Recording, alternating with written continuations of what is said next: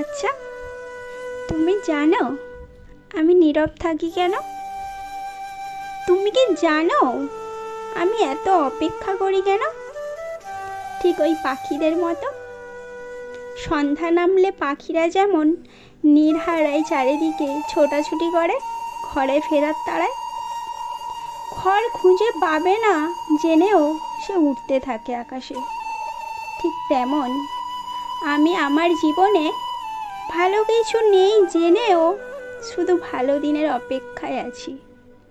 শুধু মনে হয় কবে আমার জীবনের মোড় ঘুরবে, কবে একটা সঠিক রাস্তায় উঠে দাঁড়াবো। এসব ভাবতে ভাবতেই বোধহয় জীবনটা একদিন শেষ হয়ে যাবে।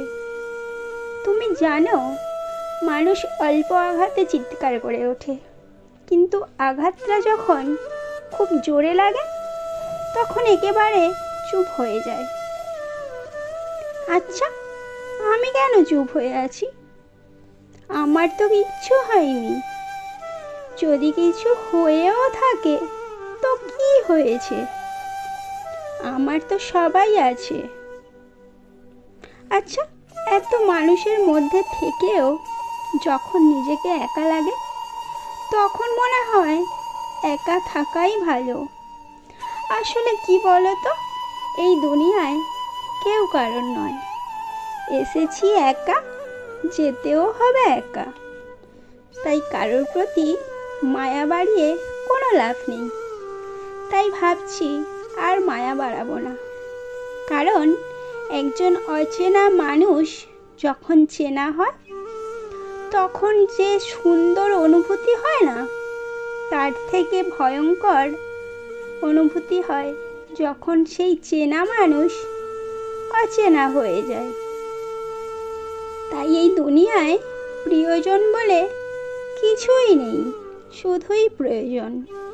তাই নিজের থেকে কাউকে বেশি গুরুত্ব দিতে নেই। শুধু নিজেকে ভালোবাসো আর নিজেকে সময় দাও। তুমিই একমাত্র তোমারই। বাকিরা বাকিরা তো শ্বাস প্রশ্বাসের মতো আসবে যাবে। এখন শুধু ভাবছি এমনই কেন হয় আমার সঙ্গে। আমার জীবনে যতটুকু আনন্দ আসে পর মুহূর্তেই কয়েক গুণ বেশি কষ্ট সামনে এসে হাজির হয়ে যায়। আসলে আমার গল্পে আমি নিজেই দোষী। এখন অভিযোগ করব কার কাছে? আচ্ছা, আমার এই খারাপ সময়ে তোমার কষ্ট হচ্ছে না? মন খারাপ লাগছে না? আমি জানি হচ্ছে না। আমি ভেবেছিলাম আমার মন খারাপ, আমার এই খারাপ সময়ে তোমার মন কেঁদে উঠবে। কিন্তু না, আমি ভুল ভেবেছিলাম।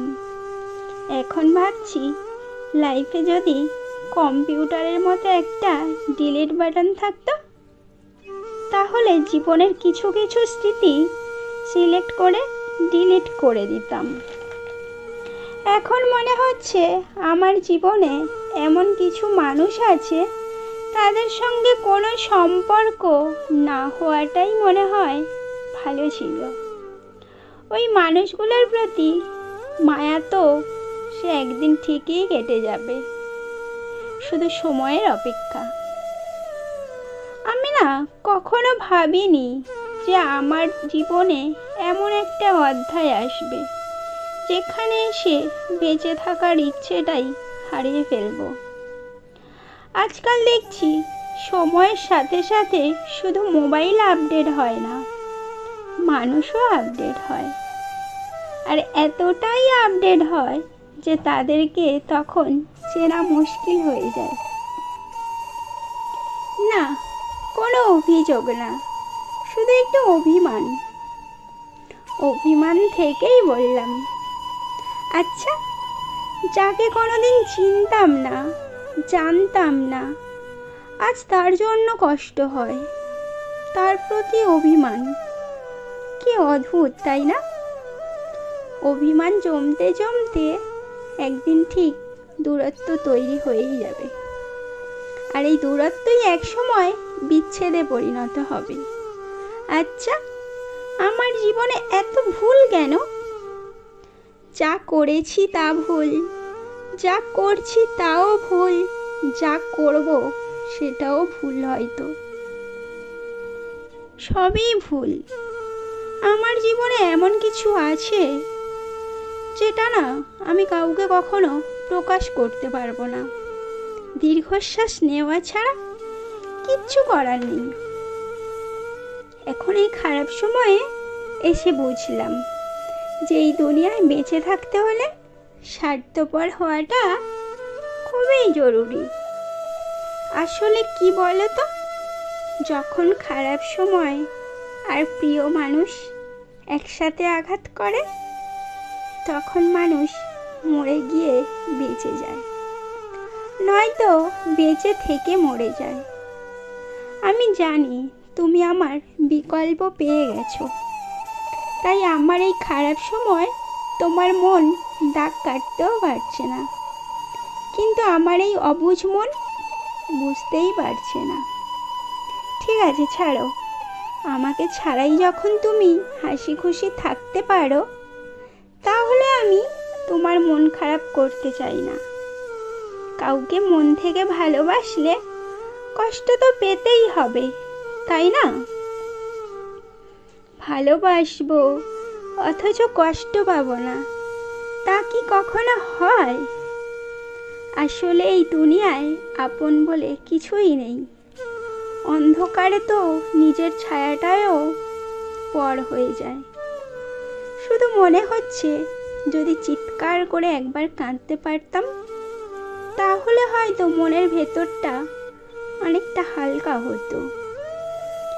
আসলে তুমি আমার এমন এক নেশা, যেটা মৃত্যুর আগে পর্যন্ত রয়েই যাবে। পারলে আমাকে ক্ষমা করে দিও। আমি তোমার জীবনে না এলে হয়তো তোমার জীবনটা আরো সুন্দর হতো। আসলে সময় যখন মানুষের বিভিন্ন রূপ দেখায়, বাস্তবতা তখন মানুষ চেনায়। তাই এই দুনিয়ায় কেউ কারো না, সকলেই নিজের নিজের বাঁচতে হবে, নিজের জন্য মরতে হবে, শুধু নিজেরই জন্য। সবশেষে বলবো, তুমি আমার বিকল্পকে নিয়েই ভালো থাকো। আর বলবো, সঙ্গ স্বস্তি না দেয়, তবে নিঃসঙ্গতাই শ্রেয়। আর আমার ঠাকুরকে বলবো, আমি যেন সব পরিস্থিতিতে নিজের মুখে হাসি রাখতে পারি। শুধু আমাকে কখনো ভেঙে পড়তে দিও না। শুধু তুমি এইভাবে আমার পাশে থেকো। আচ্ছা, আমার এই কথাগুলো শুনে তুমি হয়তো ভাবছো, এই কথাগুলো আমি কাকে বললাম? হ্যাঁ, আমি তোমাকেই বললাম, শুধুই তোমাকে। কারণ আমার এই খারাপ সময়ে তোমাকে দেখেছি। যখন আমি বিছানায় বসে চোখের জল ফেলছি, তখন তুমি আমার বিকল্পকে নিয়েই ব্যস্ত আছো। কত হাসছো, কত মজা করছো। মনে পড়ে তোমার সেই সন্ধ্যার কথা? হ্যাঁ, আমি জানি তুমি ভুলে গেছো, আর ভুলে যাওয়াটাই স্বাভাবিক, তাই না? আমার এই খারাপ সময় কিভাবে পার করেছি, সেটা একমাত্র আমিই জানি। সঙ্গে ছিল, হ্যাঁ, সঙ্গে ছিল আমার ভগবান। যে ভগবান আমার সব পরিস্থিতিতে আমার হাত শক্ত করে ধরে রাখে, যাতে আমি ভেসে না যাই।